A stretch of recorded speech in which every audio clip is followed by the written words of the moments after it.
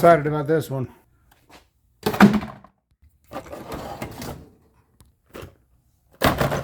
Now, we reviewed the last set. We were pretty critical, but I've got a good feeling about these. Now, that's a new style of packaging. They are going to great lengths to keep these not getting opened in the store.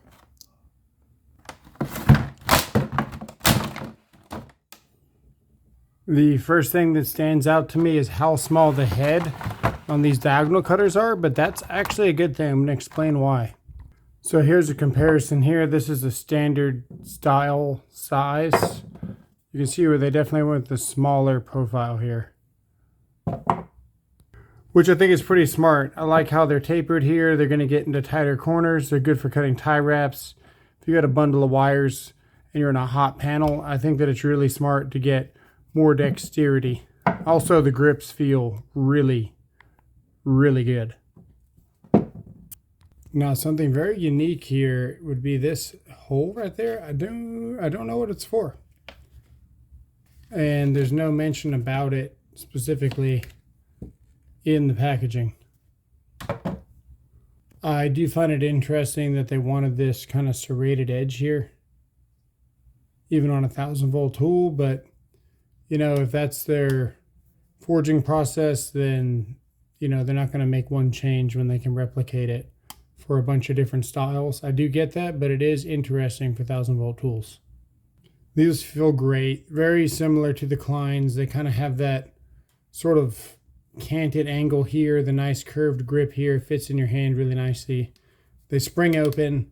The grip on these is hard to explain. It's better than anything that I've ever felt. It's really, really good. You know that I'm really critical when it comes to Milwaukee hand tools. I kind of thought they would never get it right. This is a huge step in a very impressive direction from Milwaukee.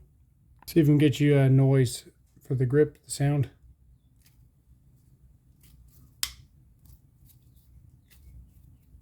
They are very grippy, very nice. A noticeable click when I close these. Fit and finish might not be completely there.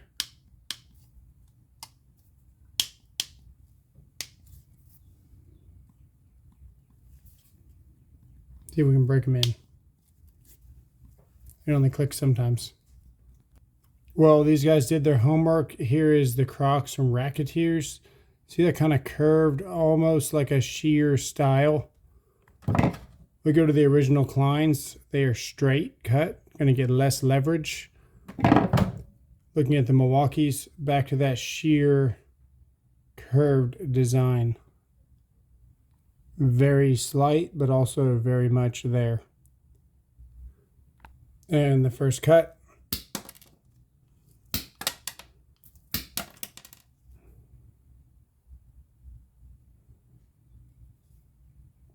Good. Let's see how they strip. And then not bad. Oh, they strip really nice. Yeah, they strip really nice. But we won't really know until we know. Let's give this a little couple of twists here. Go ahead and pull this out of the sheath now. We got the curves and the bends in there. Let's strip all the way back here. Oh, dude, we got a winner, man. These are awesome. For comparison, let's get these out of the package.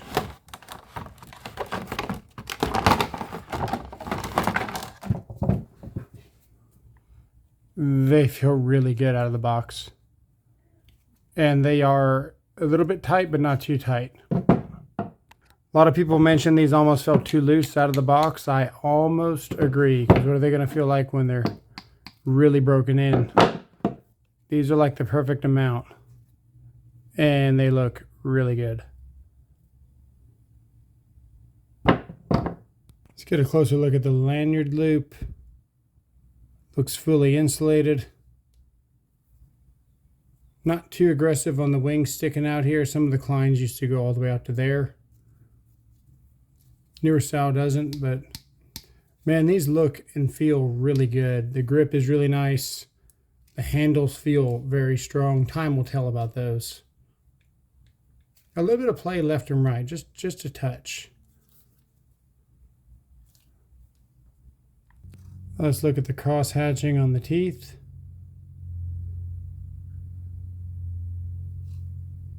What does it look like when you grab the wire? Some say the Knipex are too aggressive. I kind of agree with that. Let's see. We squeezed really hard on this. Less aggressive than the Knipex. Definitely got some bite marks there, but all in all, I don't think there's any damage here. If we get that plastic coating off of there, we can really see the damage. One side fairly deep, not too bad back here.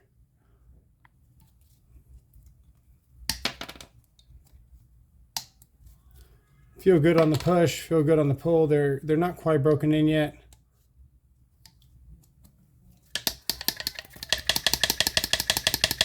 But they feel pretty good. Now, this is something I thought I'd never say. The teardrop on these is not too aggressive. These actually feel very well balanced, and they give you just enough in the palm of your hand here, in the ball here, and you've got some really good grip here. No aggressive angles, good grip all the way around. Noticeably softer here than the Tough Built, comparable to the Klein. Completely smooth, which is good for accessing breakers and stuff. Sometimes the overmold here will be just a little bit wider than the actual head. And this is all flush, so this is great. And they contour down skinnier to access controls and stuff. Kind of has that cheesy BS tip that I talk so much about that I don't really like. That's not a very impressive forge there. An impressive forge looks something like this. Nice taper, controlled all the way down. Meaningful.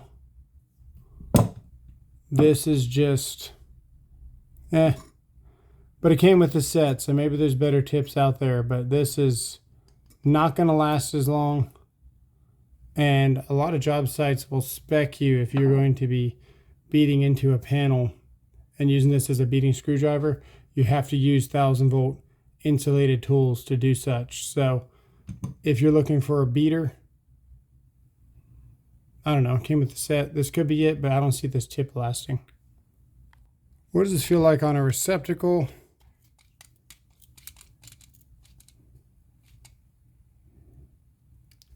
Honestly, it feels just fine. There's nothing wrong with this tip.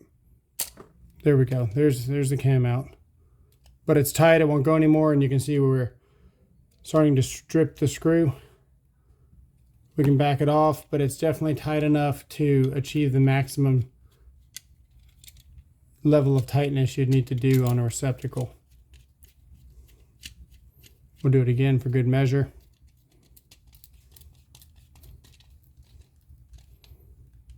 Bottoming it out purposely. It's not slipping yet. Screw's getting awful tight. There we go. What's the tip look like? Not too bad. Good fit. Let's check out the height. 10 inches.